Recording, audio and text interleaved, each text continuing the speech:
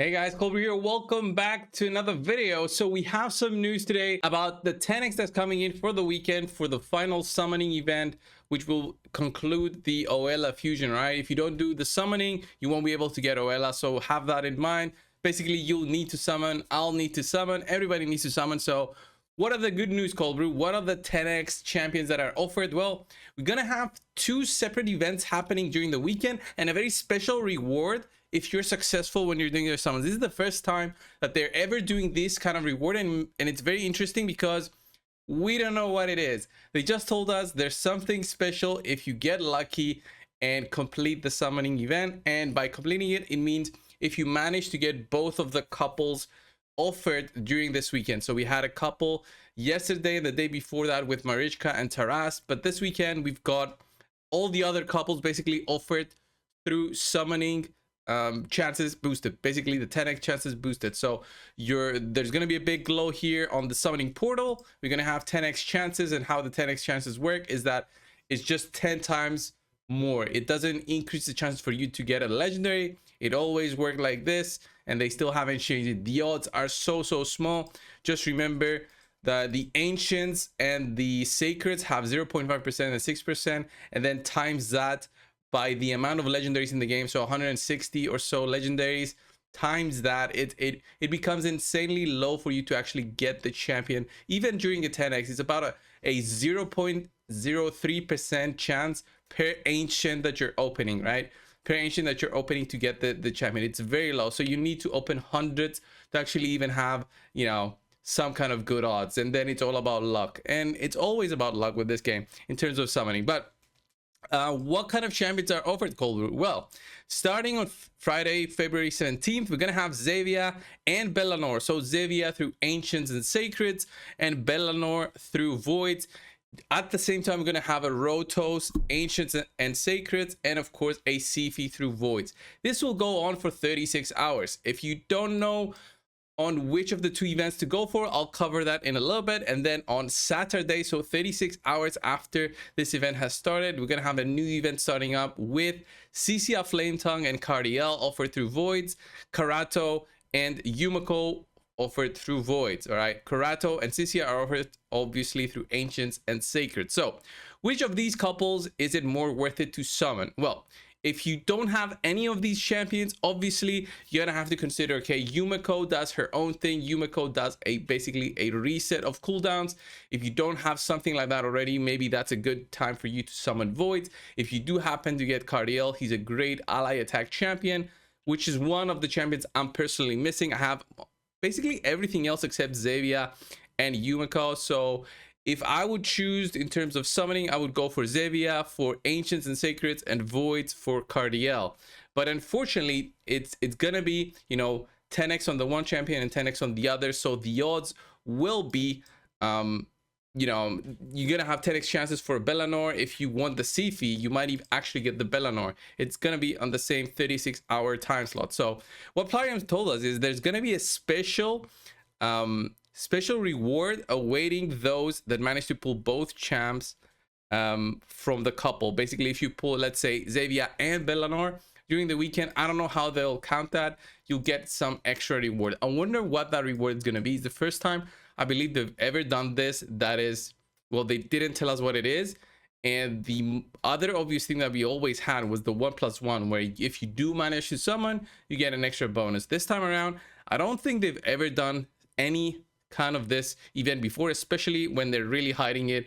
And I jokingly said in the content creator chat, they're just going to give out 100 energy to those that manage to summon.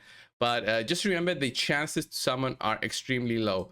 Going over the champions though, all of them are fantastic, starting up with Zavia. Okay, Zavia, fantastic poison explosion champion. If you don't have something like that already, and you do have the poisoners, let's say you've got a Calvalax, Zavia will fit perfectly with Calvalax to explode all those poisons. She's got poisons on her own, so don't be too disappointed if you just summon her, you don't have any other kind of poisoner. She'll do a lot of poisons and can fit into a clan boss team on her own, and she doesn't even do this explosion. With the custom AI, you can also disable it.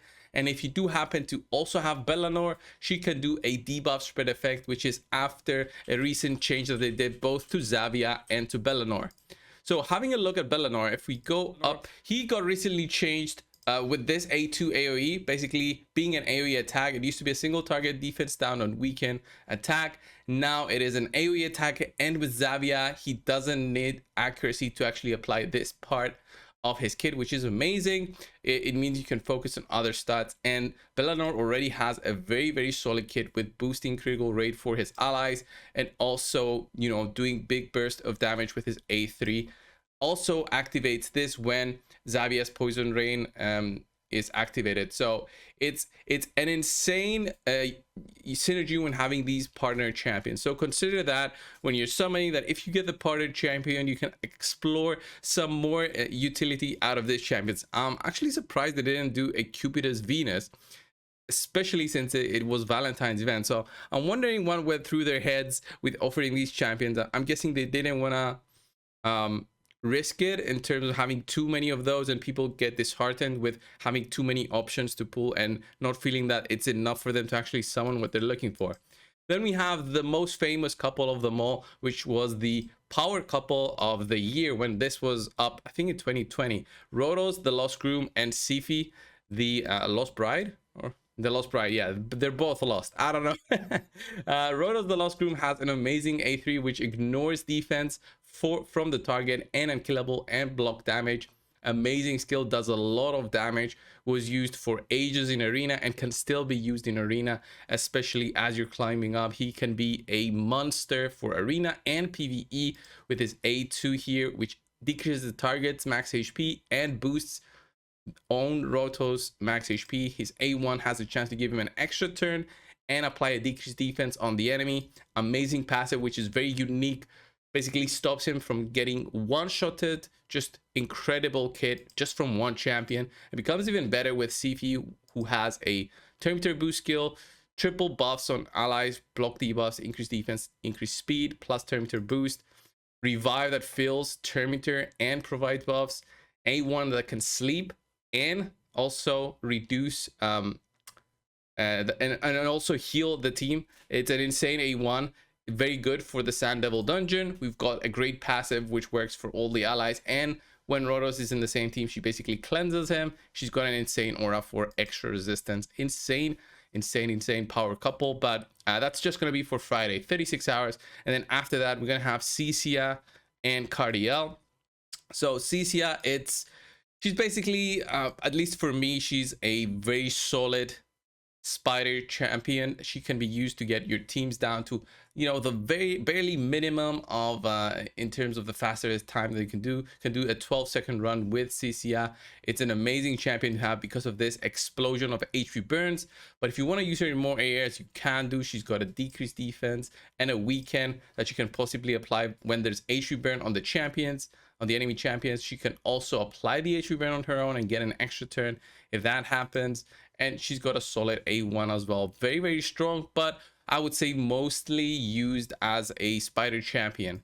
Then going on to Cardiel, a champion which I do not personally have. Look at that. The couple legendaries that are missing from me, it's one of them. It's Cardiel in terms of the voids.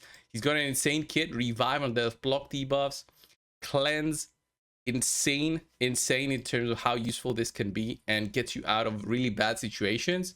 A3 boosts critical rate and critical damage plus ally attack. This can be very solid for boosting your damage in clan boss, in arena, in dungeons, everywhere basically. Crazy A1 which provides healing, aura for speed in all battles, and an insane passive as well which reduces damage taken. So that's it in terms of Cardiel and Cesia. And then going on to the final couple, it's going to be the Shadowkin couple with Karato, which Karato I personally didn't use that much. He was a fusion or fragment collection. Can't recollect what he was exactly. I do have 2 copies of him, one from summon and one from that fusion or whatever it was. Very strong damage dealer in terms of spirit, but not so oftenly used anymore. It works very well if you got Yumiko as well. And Yumiko is a beast of her own. Decreases Terminator with the A1 skill. AoE, decrease of your own team's cooldowns and increase of the enemy team's cooldowns. Not as, you know, Prince Kaimar and Warlord, but 3 turns for each, which is still very strong for the arenas, I would say, even though it has like a 5-turn cooldown. Very strong passive, which basically provides her a perfect veil and like an immunity set, so she cannot get debuffed at the start of the run when she is under the perfect veil. Works very well with other champions that can apply a perfect veil. So very strong aura. A2 that can apply hex. Overall, one of the best champions in the game, I would say, in terms of the voids that you can possibly pull. And if I could pick one out of the 4 voids for me personally to get a dupe of, so Cardiel I don't have, so I would probably want a dupe of Yumiko instead of the Siphi. For the Siphi, I would probably just feed it on my own Siphi. I don't see the reason to have 2 Siphis for my account, but for Yumiko, I could see myself using 2 Yumikos with 2 different builds, as she's so versatile in what she can do. While Siphi, she is just, you know, we know that she's very strong, but an extra Siphi will not change that much to your account compared to just the Yumiko. So have that in mind when you're summoning, guys. Remember, it's going to be an extra reward. We have no idea what the reward is going to be, but they just mentioned it, so we mentioned it back to you guys. Thank you for watching. Subscribe if you haven't already, and I will see you in the next one. See ya.